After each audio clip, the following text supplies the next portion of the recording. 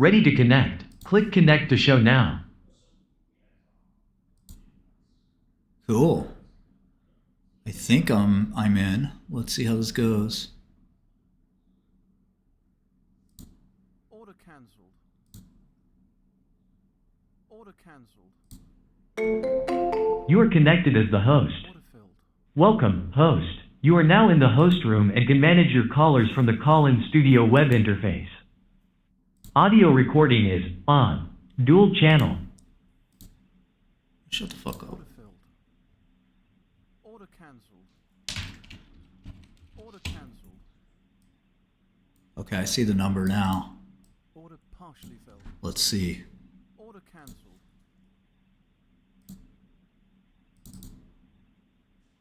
Which numbers, Dennis? I use whatever model I want. All right, there's the phone number. Knock yourselves out. Order filled.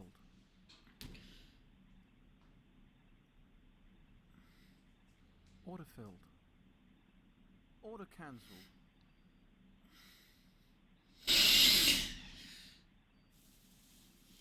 I think how many stocks you have time for kind of is how many stocks you should hold. There's the phone number, so call up if you'd like.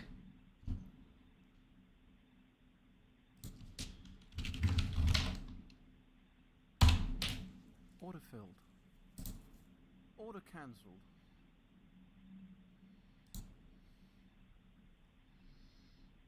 Order cancelled. Is anybody trying? Well, give me a specific stock, Dennis, where you think there's a mistake, and we can investigate it.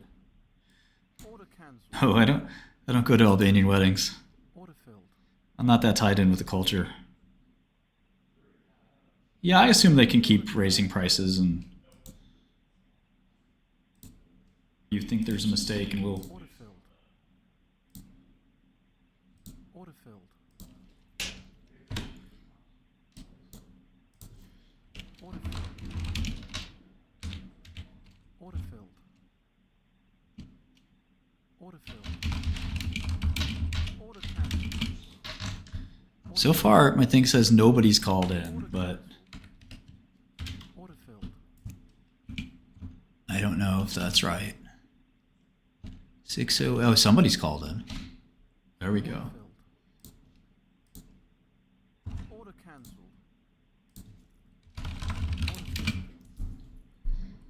Order cancelled. All right, so Order filled. Order cancelled. Order cancelled.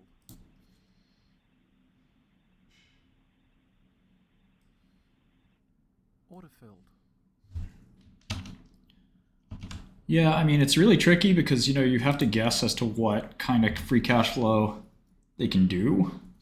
And let's say you think free cash flow triples to 6 billion, you're still trading at 20 times. Order cancelled. Can they get to like 30 or 40 billion without, remember, most of their profits they do have to pay back. All right.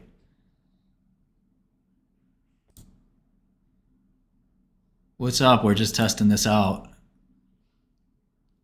Hey, can you hear me? Yes, let's go. Partially filled. All right, man. Order filled. So yes, Thanks I'm for here trying modding it.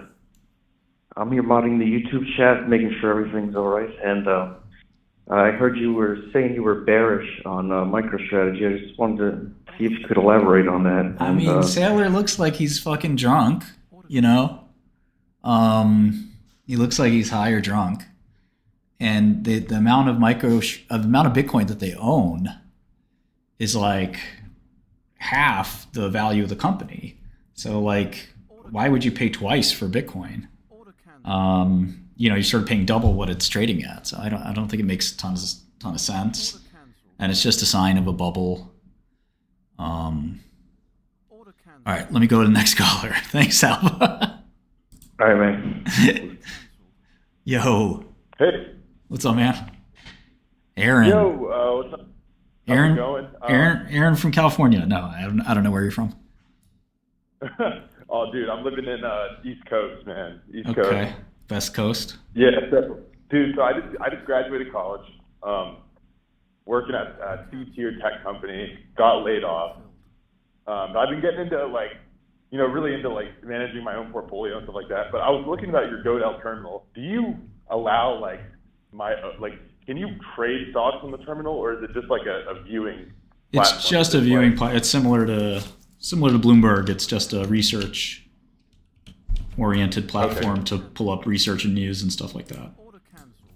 Okay, and what's your thoughts on Novo Nordisk versus Eli Lilly? Do you think I know that I'm not too familiar with biopharmaceuticals in terms of Ozempic and how I know how it works, and I thought about a couple of my friends who are really into lip maxing have been yo, you got Manjaro to get shredded, bro, and just thinking about it, dude, I don't know, I feel like that's gonna be the future, but the problem is a lot of people want to get this type of stuff, but you gotta go through a doctor and shit like that. Well, it's not that expensive, so you could theoretically get it, and just pay cash. But look, I mean, most of the usage of the drug is going to be people who are overweight or have diabetes, and right, or, women with that. Yeah, and they're great drugs and everything. You don't have to look at them as competitive necessarily. I think one of the big misunderstandings even I had in pharma for a long time was not realizing that it's actually more of a cooperative game than a competitive one. They want to grow this market together and just get docs comfortable writing prescriptions for GLPs, period. And, obviously some of them will go to Novo and some of them will go to Lilly, but all these companies care about is growing the market, not so much winning the market share. Of course, they want both. GLPs, but, like that. What's that? Oral GLPs instead of injecting, because I know a lot of people are afraid. Yeah, I mean, Novo already sells an oral. I don't think it's that big of a deal. It's a tiny baby shot. It's not some big needle or something. But the orals will help. They could even be further discounted. We're probably a few years away from the emergence of the orals. They probably won't work as well, or they don't work as well. So Novo is a cheap stock. The market thinks that there's problems with Novo, and Lilly is an expensive stock because the market thinks that Lilly's going to grow really fast. I think there's an arbitrage. There's still plenty of growth left for Ozempic. It will go generic, which is a little bit of a problem. Anyway, let me take the next call. Real quick before you.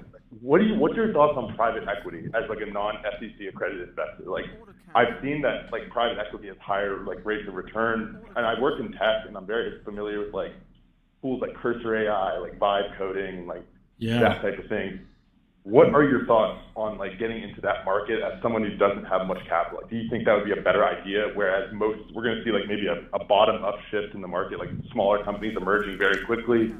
I mean, you're sort of conflating startups with private equity, but I think that to me, private equity and M&A means you're buying some HVAC companies and cutting costs and merging them together and doing the normal private equity stuff.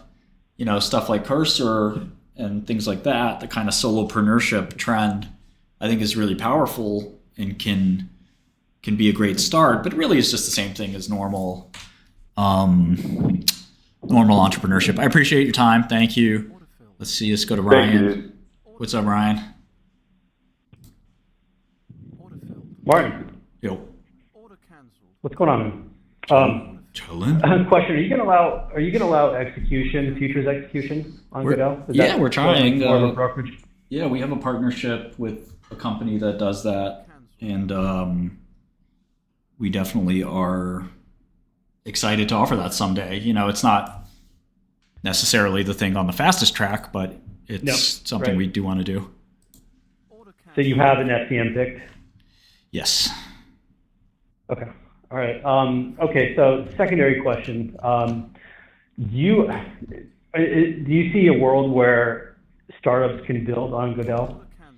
Maybe. I'd say that we probably will field an API at some point, and let folks buy data through us or whatever. But obviously, like any serious player won't need that because we don't use some intermediary when we buy data. We go straight to the source. The exchanges and all that, they sell API. You don't need to go through some intermediary. And what's the intermediary going to do other than make you pay more? So it doesn't make a lot of sense for us to, I'd love to have an extra revenue stream, but it doesn't make a lot of sense to have APIs that aren't really economically favorable for our clients. I'm just not that kind of person that I'll do something that hurts a client because, I just tell them go to NASDAQ. Now, there is a use case. For example, FactSet is wonderful at this. There is a use case for a one-stop shop, right? The last thing you might want is, okay, now I got an API for Japan, then I got an API for this futures, then I got an API for that, and you're kind of all over the place. And you, as a software engineer, you just look, I'd pay to just simplify this. So that's where I do think we can make an API. But as those companies grow, they're going to want to start to think about their own relationships with the bigger players and save some money. So to me, it's kind of a little bit of a bad business because you're not going to grow with your client per se. Your client's going to leave you. And the clients you have are going to kind of be these smaller companies anyway. So I think there could be a role, but we're not in a rush to make an API just because I think there are better pursuits. But I don't know if that makes sense to you. Right. Or Yeah, I do. Okay. Yeah, makes sense. I think one thing just to mention as well is that your question doesn't just ask about API. Do we want users to be able to make custom components? That's something that I think could be interesting, or provide a dev kit. We do think there's something there. And then also look at what TradingView does. They have their chart library. So, it's possible that we do something like that. But anything you have in mind on that? Yeah, it's more just a look at it. It's more just kind of a look at how interactions exist today, and you're a good use case because you're a qualified hedge funder that makes calls, right? And in my world, I've worked with a lot of PMs and analysts, and a lot of them don't want a following, right? But either they run very small funds, or they trade their personal accounts. They're retired, and a platform to allow them to kind of provide the filter to say, okay, these guys are qualified, these guys aren't, and have people execute based on their calls. And there isn't really a platform that allows that. But the more I kind of view how things work, there's a lot of ex-Bridgewater guys now that are on social, and they make occasional calls that are quite good. And so kind of providing that platform is something that I think might have some legs. Yeah, I think that's less of letting other companies do something, and it's more of just a feature. So we are planning on doing something like that where you could follow other people's portfolios, and you could paywall that if you're the content provider. So if you are an ex-Bridgewater or whatever firm type of person, or even if you're not, and you want to say, you got to pay this much to view my picks every month or something like that, you can do that. And then furthermore, with the amount of users we have, which is, growing very, very quickly and is a large number already, if we could gather analytics on those picks and sort of say, okay, this is the top Sharpe ratio guy in our whole thing, let alone, whether he's institutional or not, if there's a guy with this crazy Sharpe ratio, just even having access to that person, very well, sounds like you've been on the street, very well that Citadel 0.72 Millennium are probably going to be like, I don't care where this guy comes from. If he's got a high Sharpe ratio, we want him. We, if anything, that means we can underpay him. And then, of course, that person could get, sell content as well. or whatever. So I think there's some avenues there. I think it's not as easy as it sounds, and I think that's why like our mission to build a platform makes way more sense than if you look at like say StockTwits. The problem with StockTwits is you have to start from scratch and create a platform where people want to talk about stocks, and there's a lot of inertia with people. But if you give them a platform they're already using and say use this feature, then you can take advantage of that, because people don't want to use new things, especially if they're very like skinny apps that only do one thing. There's just a lot of inertia to get started. Like there are some copy trading apps, and I don't know how well they're doing, but like the copy trading phenomenon I think is a little bit, I don't know. I should try those out and see how they're doing, because we may want to do something like that. But there are a bunch of these apps now called copy trading, and when you sign up for them, I'm pretty sure you just like literally connect your brokerage, and when they make a trade, it fires off the trade in your brokerage account. So Right. And then you pay some amount for that, and it could be interesting where now this gets into like SEC rules and stuff like that, but it could be kind of interesting if you charge somebody like a chunk of P&L. That'd be a lot more interesting than charging them $20. $20. Yeah, that's ideal, but you're right. It is complex regulatorily. Yeah. You might have to be an RIA or something crazy. But yeah, man, great talking. Shoot me an email if you want to talk about this stuff further. Cool. Appreciate it. Appreciate your time. Thank you. All right, let's see. Someone interesting. Who's this guy? Who's this fucking guy? Hello, Chance? Hi, Martin. How are you? What's up? Hey. The hell happened? Oh, snap. Your session has ended because you have run out of funds. Deposit funds. Oh, this thing's old school. Look at this thing. I haven't even put my credit card in. I gotta... Fuck. I mean, it worked pretty well, right?